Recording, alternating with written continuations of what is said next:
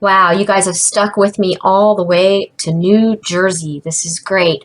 NJ stands for just like it sounds. Burke, the turkey, put on his New Jersey, his shirt.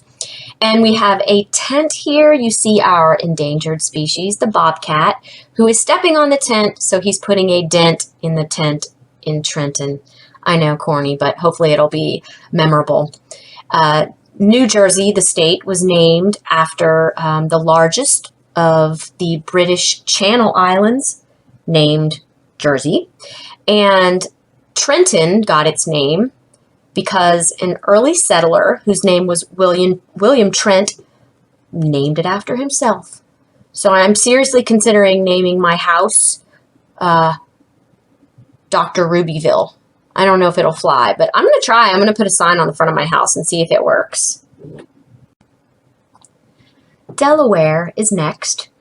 Burke decides to cross the Mason-Dixon line. So we get the word decide, and we have a light bulb there in the middle to remind you. Well, the capital is Dover, so we're going to have Burke decide to go diving in Delaware.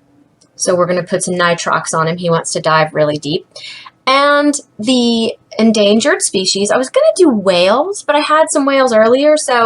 And when you meet this tiny little creature, the Bethany Beach firefly, it is very hard not to fall in love. And she's so tiny, and Delaware is so tiny that I just thought it was a perfect match. So Burke decides to dive. He dove in Delaware with a firefly. But the firefly can't go diving because, no, she can't breathe underneath the water. Anyway, long and short of it is that Delaware was named after the Delaware River, which was originally named after Sir Thomas West, the third Baron Delaware, which is apparently French for warrior. And Dover was named by William Penn in 1683 after a port town in England. Dover, Delaware. Welcome to Maryland. MD reminds us Mason-Dixon, which helped us in the last book find the Mason-Dixon line, which is important when you're studying history.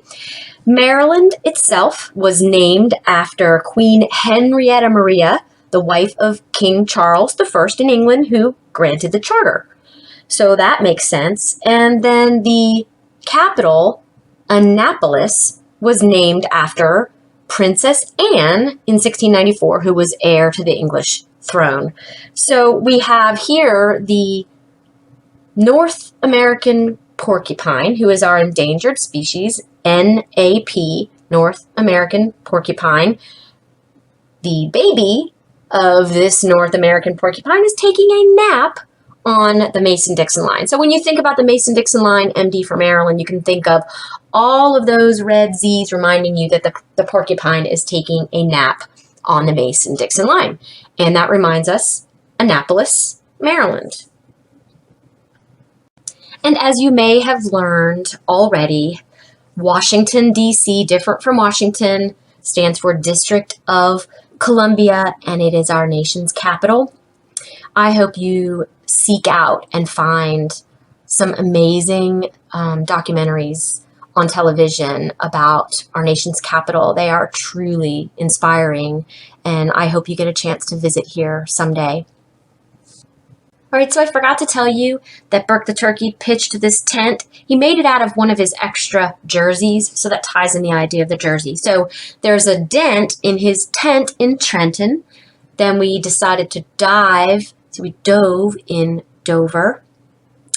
The porcupine takes a nap in Annapolis, and then we made it to our nation's capital, Washington, D.C.